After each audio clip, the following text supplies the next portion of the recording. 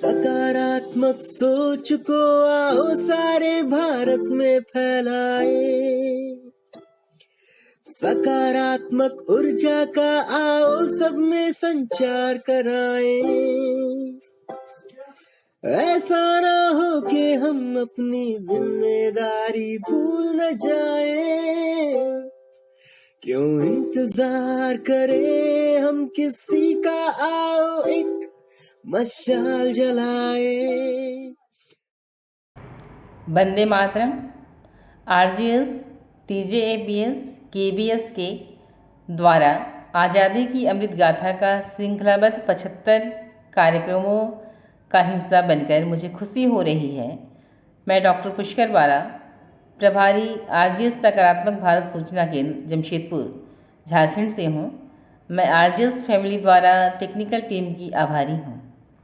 5 नवंबर 1998 को इस दुनिया को अलविदा कहने वाली एक फक्कड़ विद्वान लेखक का आरजीएस फैमिली की ओर से श्रद्धांजलि देती हूँ। बाबा नागार्जुन हिंदी और मैथिली के अप्रतिम लेखक और कवि थे। इनका जन्म 30 जून 1911 को मधुबनी जिले के सतलखा गांव में हुआ था। यह उनका ननिहाल था। बाबा नागार्जुन की बचपन का नाम ठक्कन मिसर था। इनका वास्तविक नाम वैद्यनाथ मिश्र था। बाबा नागार्जुन के बचपन का नाम ठक्कन मिश्र था। हिंदी में इन्होंने नागार्जुन और मैथिली में यात्री उपनाम से साहित्य सृजन किया। फक्कड़पन और घुमक्कड़ी इनके जीवन की विशेषता रही। अपने समय की हर महत्वपूर्ण घटनाओं पर प्रहार करती कविताएं लिखने वाले बाबा नागार्जुन एक ऐसी हरफनमौला शख्सियत थे जिन्होंने साहित्य की अनेक विधाओं और भाषाओं में लेखन के साथ साथ जन आंदोलनों में भी बढ़ चढ़कर भाग लिया और कुशासन के खिलाफ तनकर खड़े रहे। बाबा नागार्जुन का पूरा व्यक्तित्व उनकी कविताओं में दिखाई देता है। जैसे जो नहीं हो सके पूर्ण काम, मैं उनको करता हूँ प्रणाम। कुछ कुंठित और कुछ लक्ष्य भ्रष्ट जिनके अभिमंत्रित तीर हुए, रण की समाप्ति के पहले ही जो वीर रिक्त तुनीर हुए, उनको प्रणाम।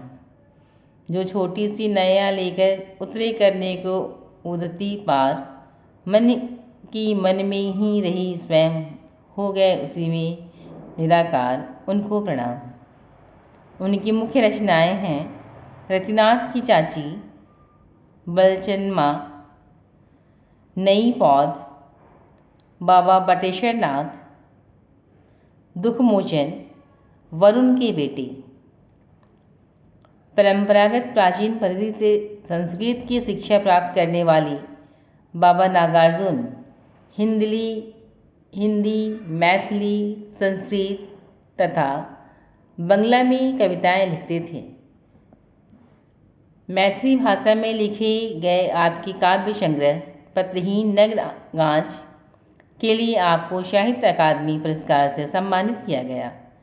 हिंदी काव्य मंच पर अपनी सत्यवादिता और लाग लपेट से रहित कविताएं लंबे युग तक गाने के बाद 5 नवंबर सन 1998 को ख्वाजा सराय दरभंगा बिहार में यह रचनाकार हमारे बीच से विदा हो गया। आरजीएस फैमिली की ओर से श्रद्धांजलि के रूप में मैं उनकी एक मार्मिक कविता सुनाना चाहूँगी जो उन्होंने अकाल और उसके बाद की स्थिति को हूबहू बयान किया है। कई दिनों तक चूल्हा रोया, चक्की रही उदास, कई दिनों तक कान्ही कुतिया सोई उनके पास, कई दिनों तक लगी भीत पर छिपकलियों की गश्त, कई दिनों तक चूहों की भी हालत रही शिकस्त। दाने आए घर के अंदर कई दिनों के बाद, धुआं उठा आंगन से ऊपर कई दिनों के बाद, चमक उठी घर भर की आँखें कई दिनों के बाद, कौवे ने खुजलाई पाँखें कई दिनों के बाद। जय हिंद, जय भारत। सकारात्मकता के उदय का चलिए हम उद्घोष कराएं। RJS जय हिंद के नारों से अपना देश जगाएं। RJS वंदे मातरम से सारी सरकार जगाए।